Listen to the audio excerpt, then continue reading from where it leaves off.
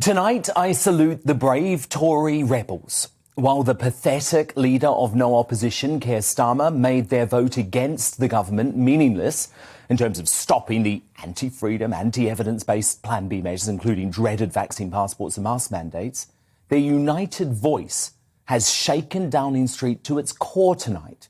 2 years on from a landslide election, many of the MPs who backed Boris Johnson's brilliant Brexit strategy have rightly turned on him over his calamitous, hysterical COVID-19 policies. But the 99 Conservatives who put their morality, value system and common sense ahead of personal ambition have made a difference. Both the Prime Minister and the Health Secretary made two significant concessions to the freedom fighters in a bid to avoid an even bigger rebellion. Crucially, Boris Johnson has pledged he will end plans for his awful national conversation on mandatory vaccination, which would have torn both his party and the entire country apart. And awful vaccine passports will always come with the option of providing a negative lateral flow test. But rightly, the Tory rebels were prepared to become the country's only opposition tonight because of a complete lack of evidence for the measures being introduced, as well as a failure of learning to live with COVID, as the government has long promised. Their speeches in the House of Commons were stirring.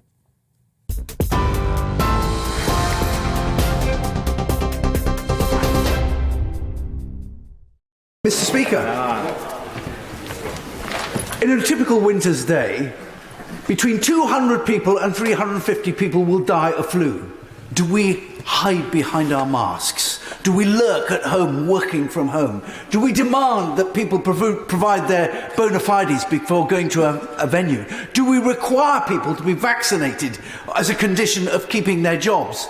The question is whether the measures before us today are proportionate actually comes down to a matter of opinion. My third reason for voting against COVID passports today is the fundamental unease they give me. We do not discriminate on a medical basis in this country, and we cannot. Secondly, we are encouraging people to work from home, but pub trips or parties are permitted when we know from the previous lockdowns that it was home mixing where the problem was. We have very high vaccination rates. We do not need these passports. 96% of people in Rutland and Melton have had both their jabs. 96% have had their first. 93% of Rutland and Melton have had their second. 47% of people have had their boosters. They deserve to be thanked and recognised, and my constituents do not deserve to have passports put upon them when they are taking up the vaccine like this. I have supported the government throughout the pandemic when I could see the present danger we faced. But this time around, the measures proposed are precautionary, just in case, and I cannot see where this will end. COVID will be with us for many years to come, and it's unthinkable that every autumn from now on we will be limiting the quality of life for all citizens just to be on the safe side. I'm very disappointed that we've very quickly gone into panic and emergency mode with late night, Sunday night broadcasts, not in the House of Commons where questions can be asked, frankly scaring people witless and telling them, for example, that 2 doses don't give you any protection, which is of course not true. 2 doses have weakened protection with Omicron against infection, but actually still very good protection against serious disease. And I'm concerned there are many people out there who will have had 2 doses, who are perhaps vulnerable, who now feel they have no protection, which is simply not correct. Mark Harper, who will join me in just a moment from Westminster. But here is the list of all those brave MPs who voted against vaccine passports tonight. And thank you to all of them for doing what I pleaded of them in the digest last night. They voted for liberty, for freedom. They voted in favour of the evidence. They voted to stop a two-tier society and to halt the march of the sage maniacs taking control of our lives again.